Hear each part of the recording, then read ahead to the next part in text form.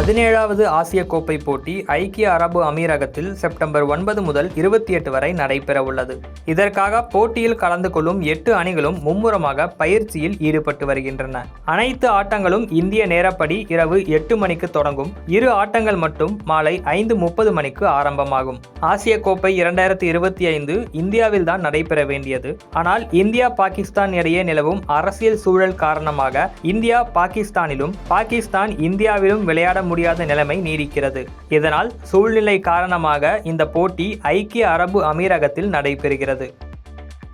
1984 தொடங்கப்பட்ட ஆசிய கோப்பை போட்டியில் இந்தியா தற்போது நடப்பு சாம்பியனாக உள்ளது. 2023 ஆசிய கோப்பை இறுதிச் சுற்றில் இலங்கையை வென்று கோப்பையை கைப்பற்றியது. ஆசிய கோப்பையை இந்தியா 8 முறையும் இலங்கை 6 முறையும் வென்றுள்ளன.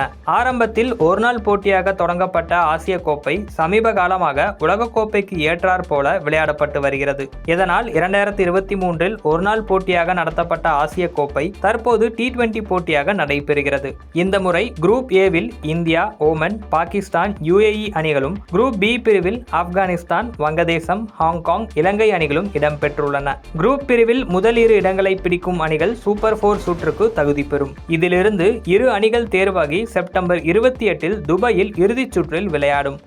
இந்தியாவும் பாகிஸ்தானும் இறுதிச் சுற்றுக்கு தகுதி பெற்றால் இரு அணிகளும் 3 முறை மோதவும் வாய்ப்புள்ளன. குரூப் சுற்றில் இந்தியாவும் பாகிஸ்தானும் செப்டம்பர் 14 துபாயில் மோதவுள்ளன.